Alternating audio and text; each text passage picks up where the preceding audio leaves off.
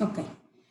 Vamos a ver si quieren nos pueden ir poniendo en el chat las preguntas específicas que tienen del curso. Primero, bueno, muchísimas gracias a todas las que están conectadas. Las que no me conocen, yo soy la doctora Silvia Bonilla de CAOC y el doctor Juan Carlos Olmo, que ya ustedes lo han visto, la carita que da los cursos que tenemos o los temas que tenemos en el curso de interpretación de audiometrías, de audiogramas.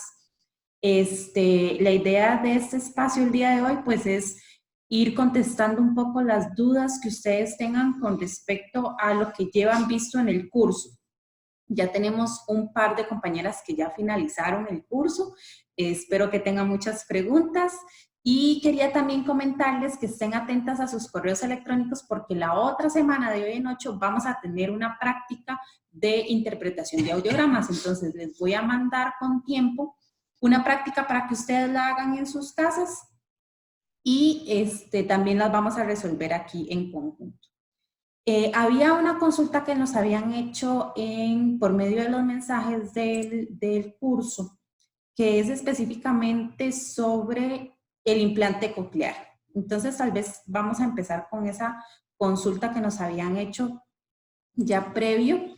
Dice, cuando han hablado de los implantes cocleares en este tema, el audio no era muy bueno y no ha sido capaz de captar toda la información. ¿El implante coclear sustituye la función de las células ciliadas externas?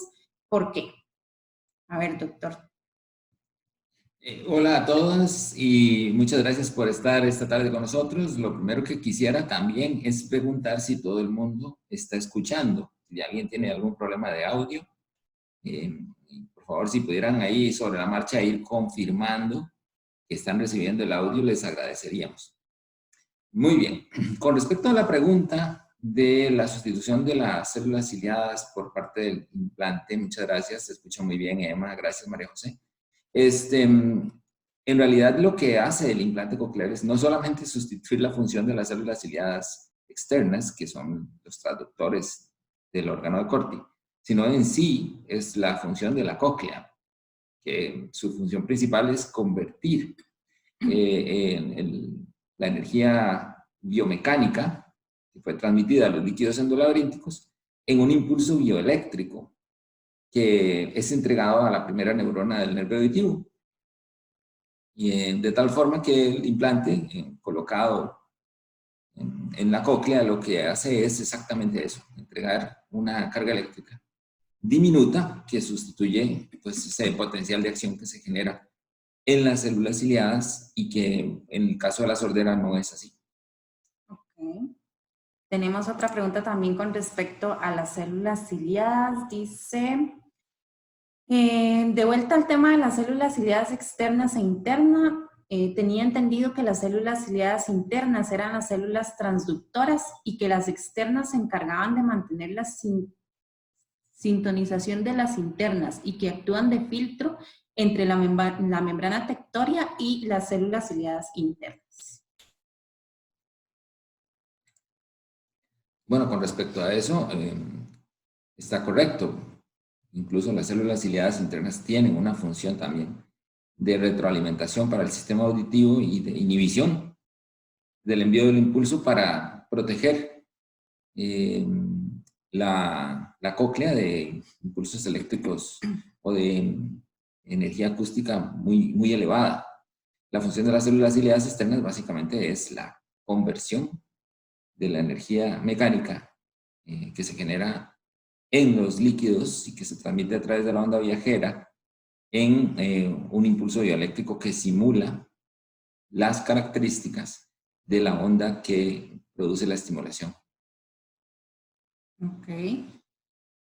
Ahora vamos con ustedes, chicas que están conectadas. ¿Tienen alguna pregunta en específico de los temas que hemos visto hasta el momento? Cualquier pregunta que tengan es bienvenida. El espacio es para eso, para aclararles todas sus dudas. Como les estaba comentando al principio, la próxima semana vamos a tener una sesión de interpretación de audiogramas. Entonces les voy a mandar con tiempo un correo con una práctica para que ustedes la resuelvan en sus casas y pues por aquí nos volvemos a conectar para hablar un poquitito sobre la interpretación de esos audiogramas que les voy a estar mandando. Ok, María José dice, mi primera pregunta sería, ¿qué criterio usamos para decidir a la hora de interpretar un audiograma? Si utilizamos ASHA, VIAP o el de la OMS, ¿sería importante escoger una o se puede decidir dependiendo del resultado audiométrico? Gracias, María José. Bueno, con respecto a la normativa que debemos seleccionar, eso va a ser o a estar en función, más que todo, de lo que consideramos es el objetivo de esa clasificación y lo que sea más proteccionista para la persona. Por ejemplo, en audiología ocupacional, si nosotros seleccionamos un criterio de normalidad de 25 decibeles, podríamos estar dejando de lado personas que ya tienen hipoacusia. Recordemos que la clasificación de ASHA es la más exigente en cuanto a audición normal. Yo hablaba en las presentaciones de cómo se obtuvo el umbral audiométrico. El cero audiométrico es una medida subjetiva. 0 decibeles HL no significan 0 decibeles SPL o no significa ausencia de sonido.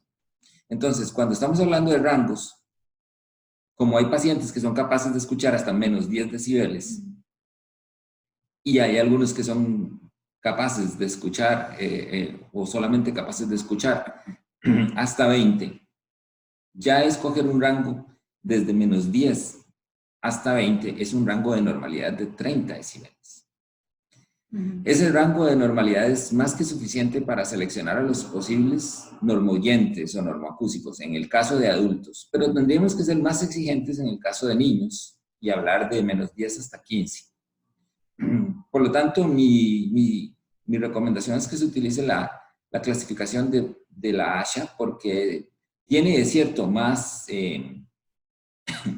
gradas, pero describe mejor el comportamiento auditivo de las personas. Al final, la audición es el medio para comunicarnos auditivamente y verbalmente con otras personas. Entonces, si ponemos un rango muy grande, por ejemplo, la clasificación de VIAP, de pérdida moderada entre 40 y 70 decibeles, es un rango demasiado amplio de decibelaje y no podría describir con precisión a una persona que tiene una pérdida media, a una persona que tiene una pérdida moderada o moderadamente severa. Por lo tanto, recomiendo que usemos la clasificación de ASHA. Recordemos que ASHA aglutina a más de 70,000 profesionales y es la asociación profesional más grande que existe en el mundo de profesionales de la audición, el habla y el lenguaje. De hecho, me parece que esa clasificación de ASHA es la que utiliza OSHA, ¿verdad? Para la clasificación de los grados de pérdida auditiva. Entonces, es como la más aceptada en cuanto a normativas y protocolos de evaluación a nivel internacional. Es como la más comúnmente utilizada. Ahora bien, en Europa es muy conocida VIAP y se parece mucho a la de la OMS.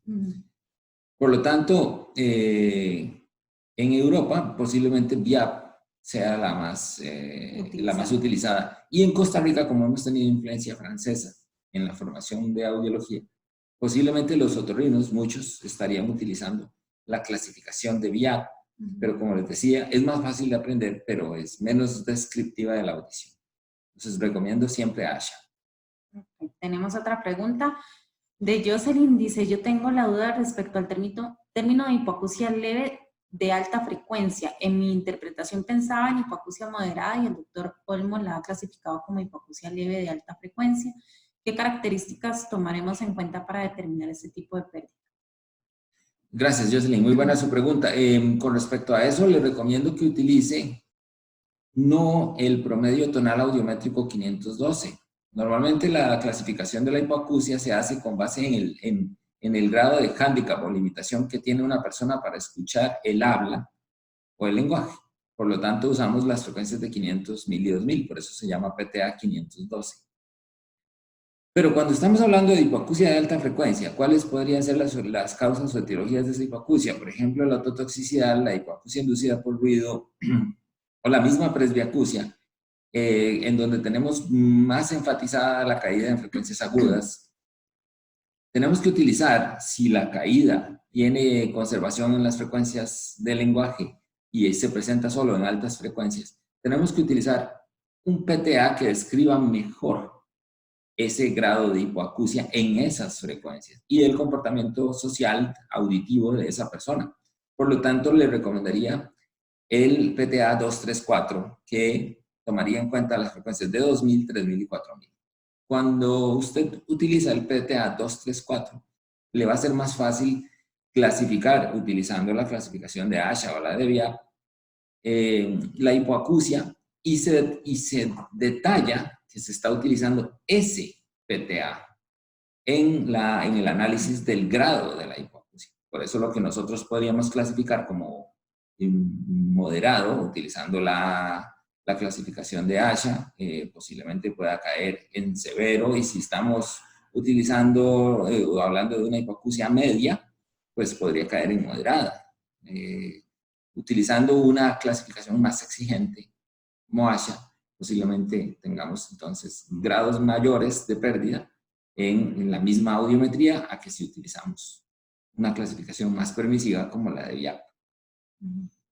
María José dice, si la configuración de la audiometría es ascendente, si utilizamos el PTA 512 o existe algún PTA más específico para esta zona. Que era lo que usted estaba diciendo del 2, 3, 4. Sí, lo que pasa es que aquí estamos hablando de una hipoacusia con énfasis en graves. Ajá. Con énfasis en graves. Sí, lo mismo, podríamos usar un PTA, digamos, 251 para describir esa predominancia en frecuencias graves. Y siempre en la utilización de la descripción morfológica de la curva sería muy útil, ¿verdad? Poner, bueno, esto es una pérdida de tipo ascendente con predominancia en frecuencias graves y recuperación en frecuencias medias y altas. Y para clasificar se utilizó el PTA 251 o el PTA de 250, 500 y 1000 para poder describir mejor esa deficiencia que está en esas frecuencias poco habituales. Y muy importante describir también si es ascendente o si es descendente, si es con énfasis en frecuencias agudas, si es únicamente en frecuencias graves. Eso es muy importante establecerlo a la hora que nosotros estamos poniendo el tipo y grado de hipoacusia, para que al ver nosotros esa descripción, aunque no estemos viendo el audiograma, pues tengamos una idea aproximada de cómo se está comportando esa curva, ¿no? Dice, durante la presentación he escuchado el término escotoma. ¿A qué se hace referencia a nivel de audiología? Muy buena pregunta, Emma, gracias. Con respecto al escotoma, es sinónimo de muesca o pinzamiento. La palabra escotoma se utiliza bastante en el libro, por ejemplo, de audiometría clínica de Portman, que es una traducción del francés. Y pues describe el pinzamiento en las frecuencias de 2000 o en la frecuencia de 4000, en el caso, por ejemplo, de la hipoacusia por ruido, o el escotoma en 2000 para hablar de la muesca de Carhart en el tema de la autoesclerosis. Es un pinzamiento, una caída en una frecuencia específica en el audiograma. Se ve como una V, como un piquito hacia abajo. Ese es el escotoma. Dice María José, ¿cuál sería el orden para dar el resultado? Tipo, grado y características. Nombre, tipo, lado y grado. Nombre, hipoacusia. Tipo, sensorineural. Lado, derecho. Grado, medio moderado. Y luego una descripción, los apellidos. Nombre, tipo, lado y grado y la descripción. Dice Jocelyn, respecto a la logoaudiometría, ¿hay alguna diferencia en utilizar una lista de 20 palabras o una de 25 palabras para determinar la discriminación?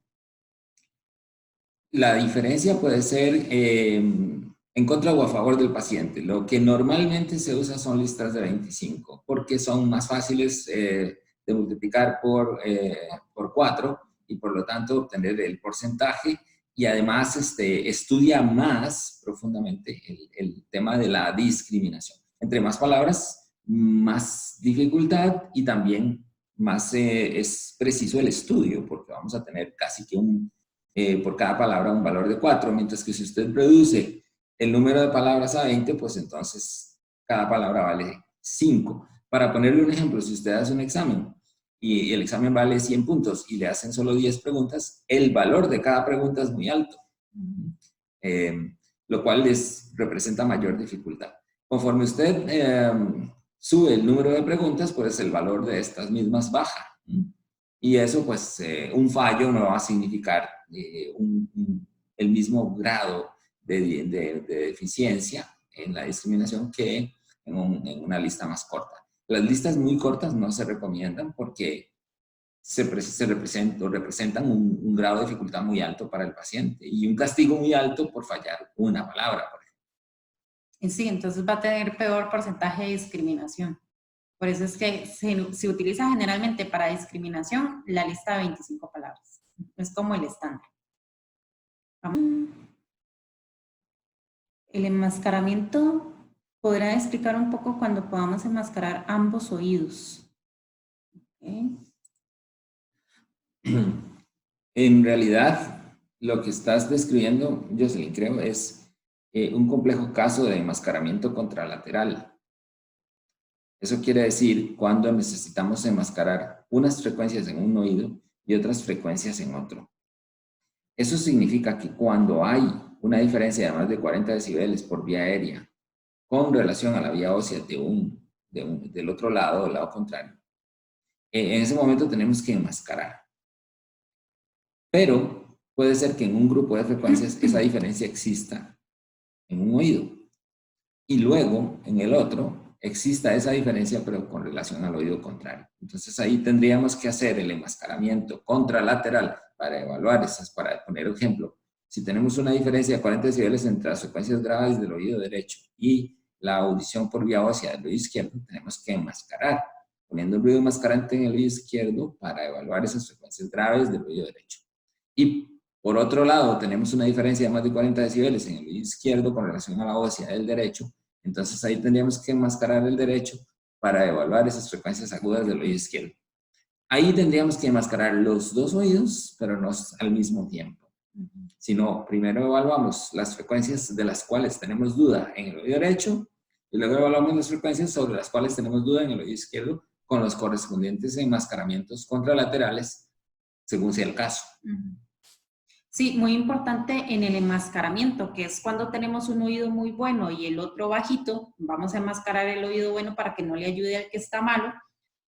Vamos a enmascarar según la frecuencia. Entonces, cuando nosotros vemos un audiograma, podemos ver que la simbología cambia entre un oído y otro.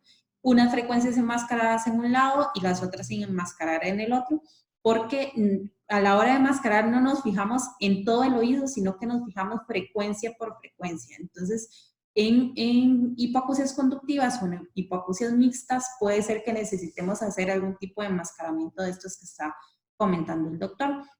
De igual manera, este enmascaramiento, el tema de enmascaramiento, nosotros queremos retomarlo también en una charla que les vamos a estar comentando en estos días para que estén atentos tanto a las redes sociales como a sus correos electrónicos. Vamos a ver, tenemos otra pregunta. Dice, en varias ocasiones se dice que es normal que algunas pérdidas auditivas sean una mezcla entre pérdida auditiva inducida por ruido o PAIR y presbiacusia. ¿Cómo hacemos para identificar el estado o la fase de la pérdida auditiva inducida por ruido? Muy buena pregunta, María José. Bueno, con respecto a eso, para diferenciar, lo primero es que tenemos que pasar al paciente por un tamiz para separar lo que sea por presbiacusia y lo que sea por ruido. Para eso existen índices. Por ejemplo, el más utilizado es el índice de Early Loss Index, ELI, en donde se aplica un promedio de presbiacusia esperada a la frecuencia de 4000 y se le resta. Y lo otro que queda es la hipoacusia por ruido. Y así está clasificado. Entonces, si hay un número de decibeles, cae dentro de la categoría de muy sospechoso de trauma por ruido. Y si es otro número menor, entonces es de sospechoso de trauma por ruido. Y si, digamos, el valor es 0 en el ELI, entonces posiblemente de como una simple presbiacusia. Esa es la forma de diferenciarlo. Pero realmente, para ser sincero, no existe una forma de diferenciar una hipoacusia por ruido de una presbiacusia en un paciente que tiene una importante caída en frecuencias altas y que tiene más de 65 años y no tiene recuperación en 4000. Lo único que existen son esas tablas para restarle un porcentaje a lo atribuible por presbiacusia. Ahora, muy importante también acá, por ejemplo, vamos a ver, tenemos otra persona. Cuando queremos hacer o sacar cálculos para poder distinguir hasta cierto punto la hipoacusia inducida por ruido de la presbiacusia, podríamos hacerlo únicamente con la vía aérea, que es la que me da el grado de pérdida auditiva. O sea, bien podríamos hacer o sacar estos cálculos con una audiometría de tamizaje ocupacional. Sin embargo, nosotros recomendamos que se haga también la vía ósea para identificar que de verdad el tipo de pérdida sea neurosensorial, que esté relacionado con una hipoacusia inducida por ruido o con presbiacusia, y que cuando sepamos y estemos seguros que esa hipoacusia neurosensorial ya está, aplicar alguno de estos índices. Pero no es para aplicarlo en todos los casos, es específicamente para distinguir entre los dos diagnósticos. Vamos a ver, tenemos otra pregunta de Ena. Dice, ¿tendrán sentido las campañas de prevención auditiva en mayores de 65? Siento que ya se hablaría de presbiacusia secundaria o exposición excesiva de ruido. Bueno, gracias, Ena. Sí, definitivamente tiene sentido.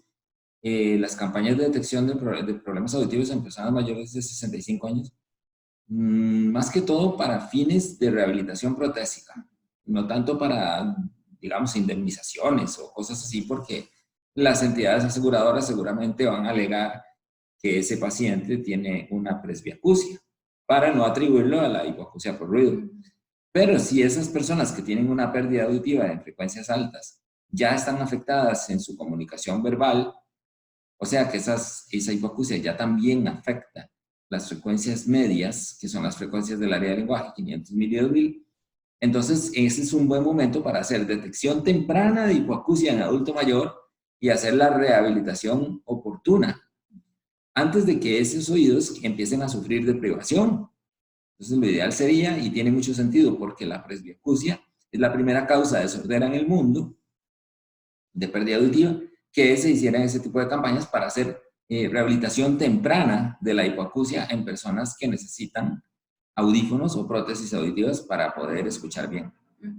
Ahora, en muchas empresas y en algunos países, la implementación de estos tipos de tamizaje de detección temprana no se habían implementado hasta hace poquito tiempo.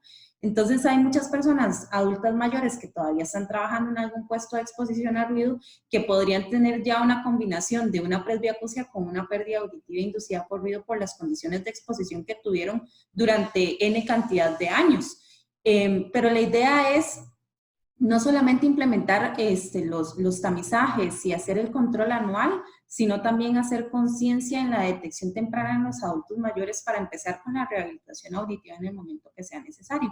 Entonces, pues la idea es que en algún momento esto se llegue a implementar a nivel mundial. Sin embargo, sabemos que hay países y hay empresas también en donde esa no es la realidad y que hay personas que han trabajado muchísimos años expuestos a ruido y que hasta hace poco fue que se empezó con los planes de conservación auditiva. Tenemos 2 personas más que se incorporaron al grupo. No sé si tienen alguna duda, alguna consulta, Yasmina o Ir Bien. Si tienen consultas, que nos la pongan en el chat para aclararlas, porque ya llevamos un ratito de estar conversando. Este chat queda grabado para ellos. Sí, va a quedar grabado. Esto va a quedar grabado y se los voy a mandar a ustedes por correo electrónico para que lo puedan revisar. Y como les comentaba también al inicio, la otra semana vamos a estar haciendo práctica de interpretación de audiogramas. Espero que hayan tenido tiempo estos días para ver el curso y que aprovechen también el fin de semana para la próxima semana, que nos vamos a ver para aclarar dudas de unos 15 minutitos en esa sesión y hacer la práctica de audiogramas y podamos aprovechar todavía más el espacio. A ver si tienen alguna pregunta en específico. Un poquito más tarde. ¿A qué hora más tarde les queda bien? Una media hora. Ok. Lo que pasa es que también tenemos asistentes que son del otro lado del mundo, son de España. Entonces también la hora, por eso estamos proponiendo que nos manden las preguntas por correo electrónico en caso de que no pudieran estar con nosotros aquí en vivo, poder responderles las consultas, que igual se las respondemos por correo electrónico, pero que puedan ver el programa, la clase que estamos haciendo grabada, que les vamos a mandar por correo electrónico. De igual manera, no sé si han tenido la oportunidad de ver en el sistema de los cursos que hay un espacio donde pueden poner mensajes.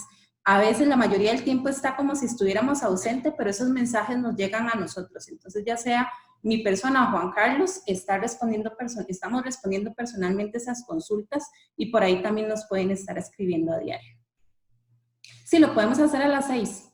Importante que el curso, las preguntas están quedando grabadas, que las pueden hacer también durante la semana. Y bueno, que vamos a tener una sesión la próxima semana también, y de lectura de audiogramas y práctica. La idea del curso es que ustedes vayan llevándola a su ritmo, pero también tener estos espacios de intercambio en vivo, en donde podamos interactuar, conocernos un poquito y que ustedes tengan la confianza también de ponernos cara, ¿verdad? No solamente detrás de la computadora, sino ponernos una cara y una voz y que sepan que pues estamos aquí para servirles. Por medio de correo electrónico, por medio de los mensajes o por este espacio, pues lo podemos hacer sin ningún problema. No sé si Yasmina tiene alguna consulta.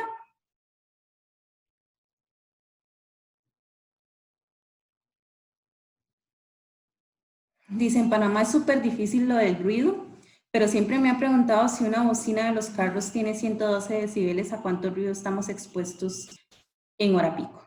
Ok.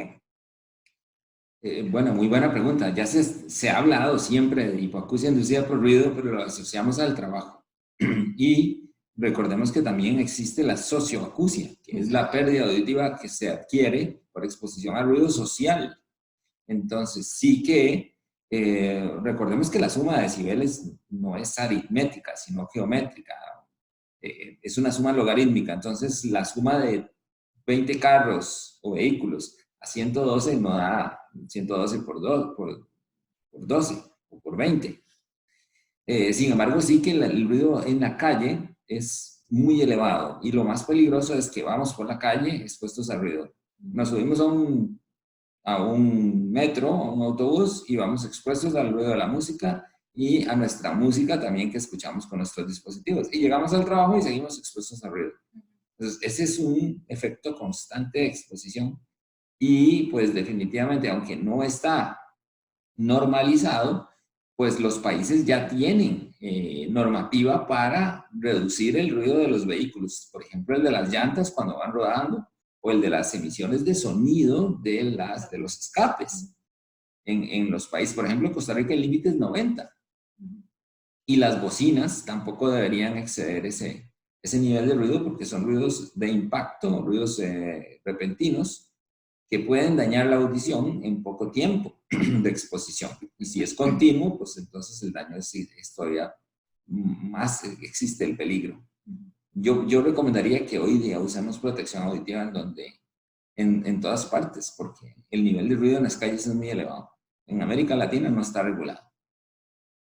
Ok, tenemos otra pregunta. Dice, ¿dónde clasificarías el efecto de las personas que trabajan en el call center?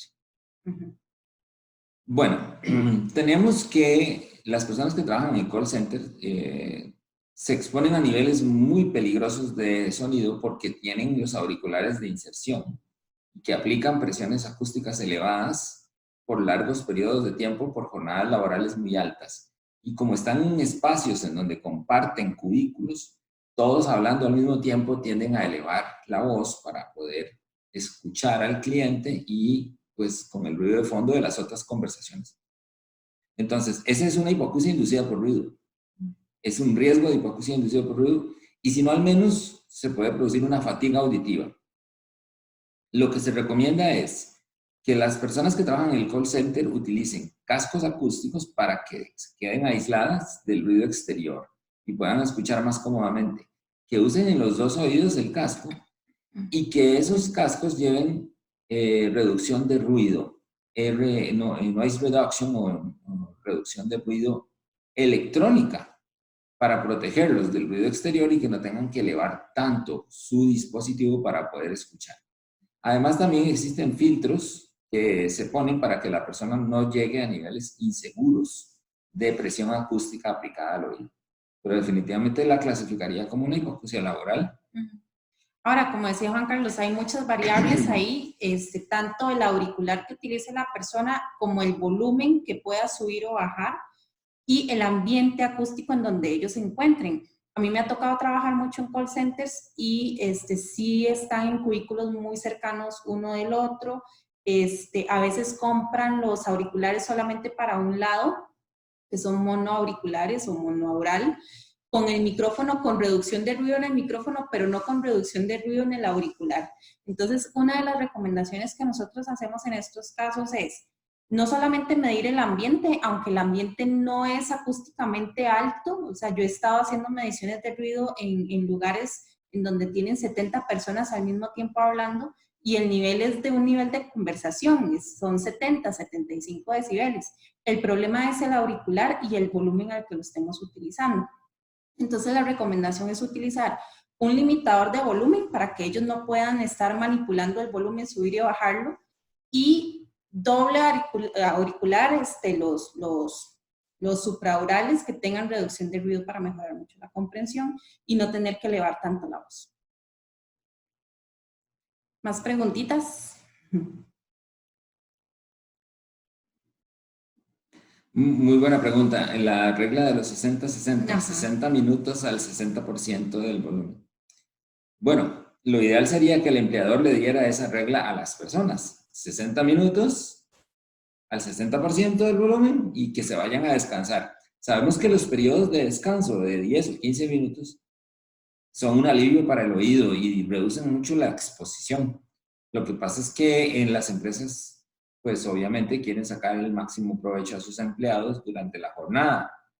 Entonces, creo que es un poco utópico proponerlo y tal vez la empresa el empleador no lo vea posible, pero si fuera así, claro que sería una excelente recomendación. Pero en el caso de que no sea así, pues las recomendaciones que hacía la doctora hace un momento son muy viables. El limitador de salida y la reducción de ruido ambiental, noise reduction, en los auriculares y auriculares de casco, le van a hacer un ambiente confortable de comodidad acústica a la persona para que pueda trabajar muchas horas contestando a las llamadas sin exceso de presión acústica y sin tampoco incomodidad de un objeto extraño en el conducto auditivo.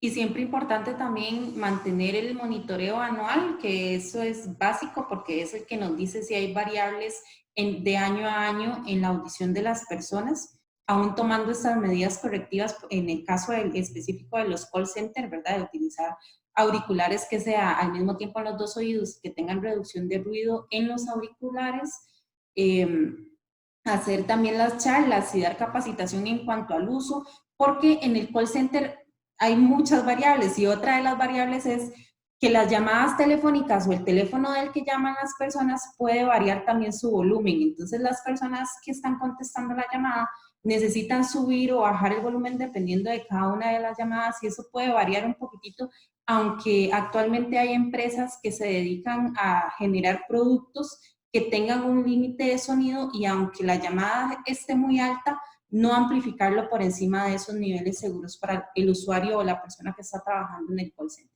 Entonces, sí es todo un tema, el tema de control acústico en el call center. En español no hemos encontrado estudios al respecto y pues sí hay algunos factores que pueden afectar bastante.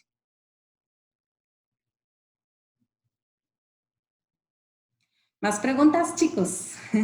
Ok, ahí tenemos otra. Dice, la realización de la audiometría de seguimiento no generaría fatiga auditiva durante el trabajador. Ok. La audiometría de seguimiento tiene que realizarse precisamente sin descanso auditivo para detectar esa posible fatiga. Y esa es la idea del STS. Cuando hacemos el audiograma de base, tiene que ser con el descanso de 14 horas o en su defecto el uso de la protección auditiva adecuada. Esto para obtener un umbral limpio de fatiga. Pero luego en el audiograma anual hay que hacerlo sacando a la persona de la jornada, directamente del trabajo, porque ahí podríamos detectar tempranamente una desviación que podría ser, en un principio podría ser una fatiga temporal, pero que si no detectamos, se convertirá en una permanente. Y lo que queremos evitar es eso precisamente, hacer detección temprana de la desviación del umbral temporal para que esa desviación del umbral temporal no se vuelva permanente con el tiempo.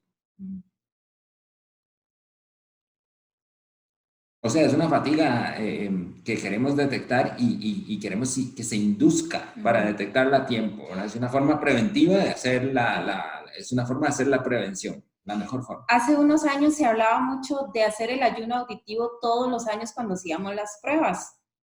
Lo que dice OSHA y las recomendaciones que nos dan con base en el protocolo y que nosotros también les transmitimos a ustedes, es que cuando nosotros hacemos una audiometría inicial o una audiometría de base, que va a ser mi audiometría de referencia, esa audiometría sí la voy a hacer con 14 horas de descanso auditivo, porque va a ser la audiometría de referencia que yo voy a tomar para posterior. Pero los monitoreos auditivos anuales, que son los que yo voy a comparar con esa primera audiometría de base o esa primera evaluación que realicé, esos monitoreos auditivos los vamos a hacer sin descanso auditivo, precisamente para identificar la fatiga auditiva. Porque yo lo que quiero saber es si las condiciones acústicas en las que se encuentra el colaborador son idóneas para conservar su audición, ya sea que esté utilizando protectores auditivos, dependiendo del ambiente en donde esté expuesto, la actividad que realice, y si las medidas correctivas que yo estoy tomando como empleador o como colaborador de la empresa que lo emplea son correctas para conservar su audición. Entonces, de esa manera vamos a hacer los controles anuales. Dice otra pregunta, siguiendo con el tema de la fatiga auditiva laboral, ¿cuál es su experiencia y recomendación para el área de maestros de primaria, personas que trabajan en hospitales, cocina? Muy bien, de hecho tengo 2 estudios publicados de hipoacusia en maestros. La hipoacusia en maestros está identificada a nivel de Europa, por ejemplo, también existen en países centroeuropeos estudios en donde se ha llegado a la conclusión de que el ruido, la exposición al ruido en las escuelas, sobre todo en los recreos, sí puede superar los 80 decibeles, pero el promedio, al final, sumando las horas de trabajo, la jornada de 8 horas, no es un nivel peligroso como para generar pérdida de audición, pero sí es un nivel que puede generar estrés, trastornos de insomnio, cansancio, fatiga, irritabilidad en los maestros. Por lo tanto, nuestra recomendación es que se utilicen moderadores del sonido en clase, que se hagan aulas con diseño acústico para que la voz del profesor se proyecte, y monitores para que los niños bajen el volumen, o el propio profesor pueda ver cuando el volumen de la clase está muy elevado y pueda dar, digamos, una señal para que se disminuya ese nivel que puede llegar hasta 80 decibeles en algunos momentos y que puede terminar siendo estresante, aunque no genere una hipoacusia audiométricamente. Y pues las campañas de detección en maestros también son muy importantes, porque los maestros hasta en un 20% presentan hipoacusia. En los estudios audiométricos que hemos hecho en poblaciones de maestros en Costa Rica, hemos detectado hasta un 20% de personas de primaria con problemas de audición no relacionados con ruido, pero sí con otros orígenes o etiologías. En cocina, bueno, pues casualmente en cocina también se generan niveles de ruido muy altos, y la recomendación es utilizar protectores auditivos especiales para la industria alimenticia, porque también conocemos que existe el riesgo de que el protector caiga en la comida y que luego sea difícil de encontrar, por ejemplo, en una masa o en una mezcla de harina, pero definitivamente tienen que ser protectores que permitan la comunicación, porque la gente en cocina tiene que hablar, tiene que hablarse, pero también que sean seguros para que el nivel de ruido no se convierta en un problema.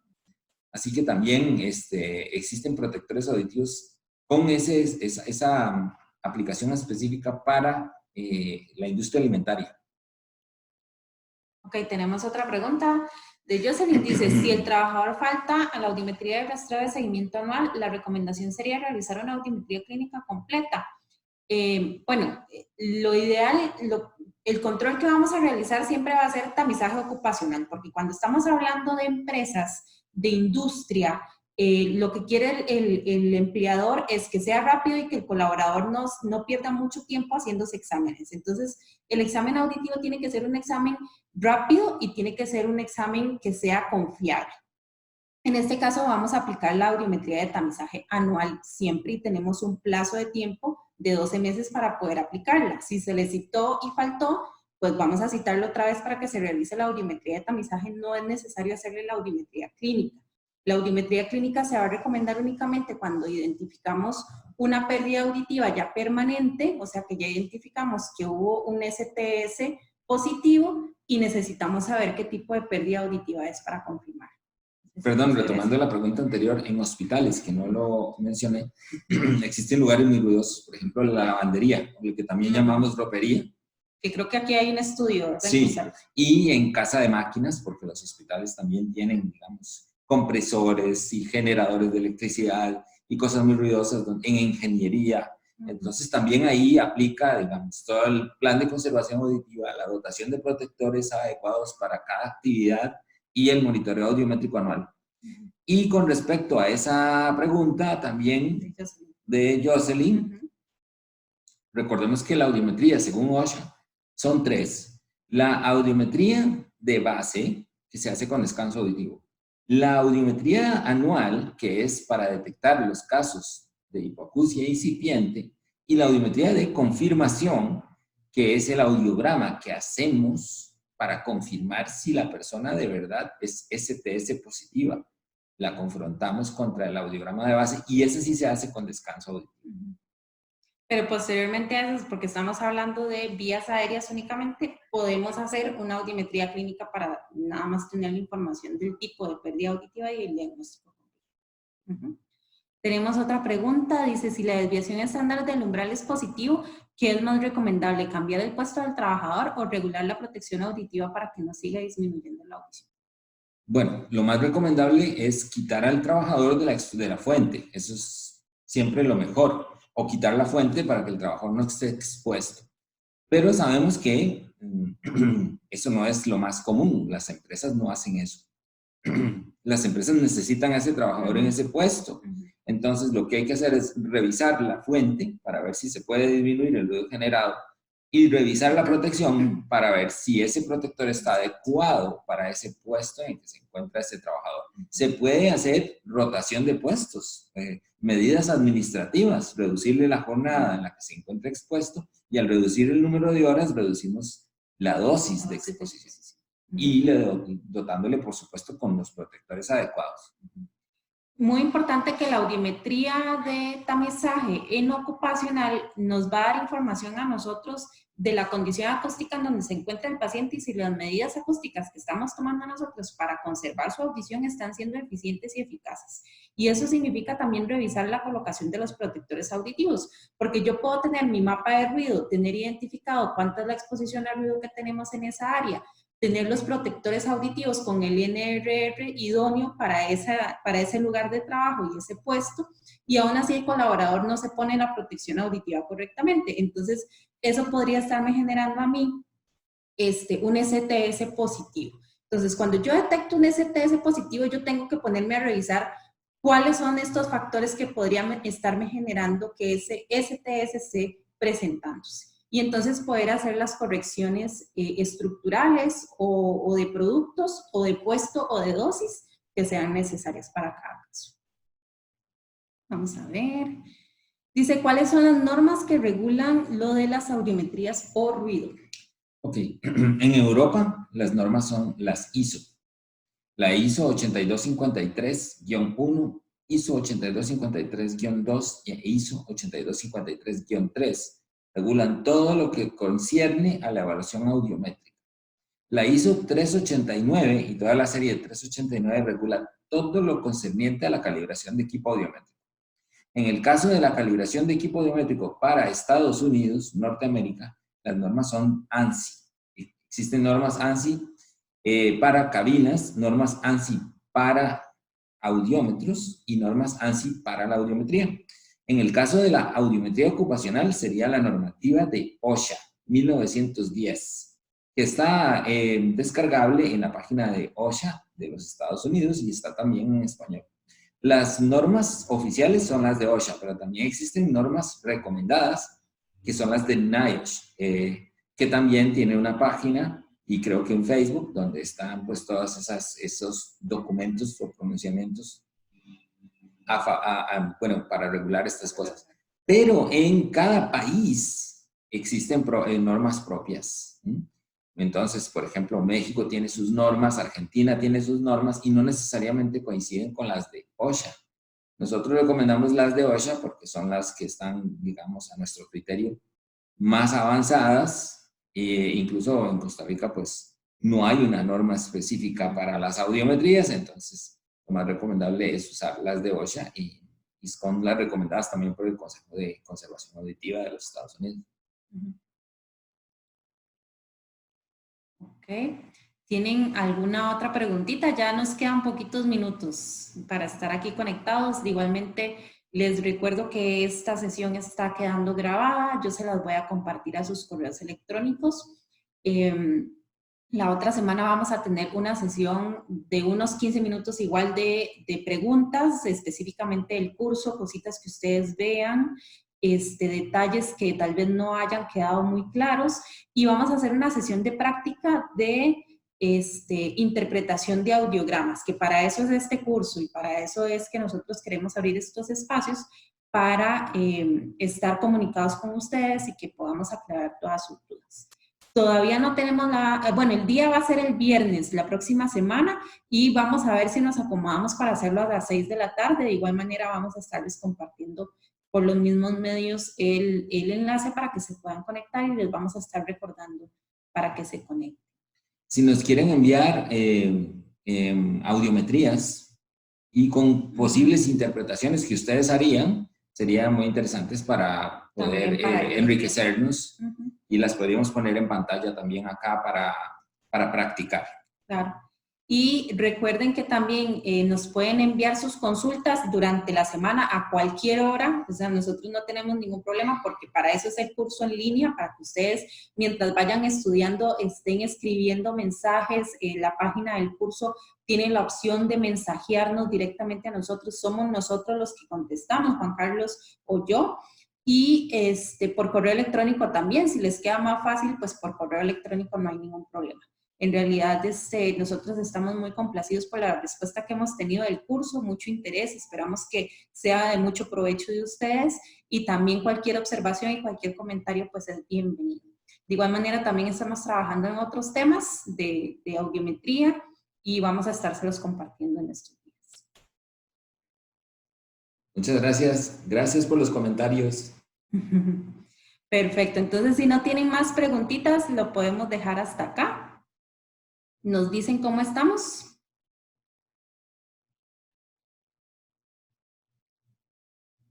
Creo que estamos bien. Perfecto. Entonces, va a quedar grabada esta sesión, se las voy a mandar por correo electrónico para que la revisen. La voy a subir a YouTube, pero con un enlace en privado. El enlace se los voy a compartir únicamente a ustedes, que son los que están llevando el curso.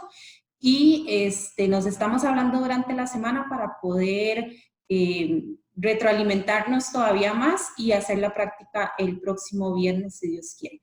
Ojalá que este fin de semana puedan aprovechar un poquitito más del curso, que descansen y que la pasen súper bien, se cuidan muchísimo. Nos estamos viendo. Gracias. Chao.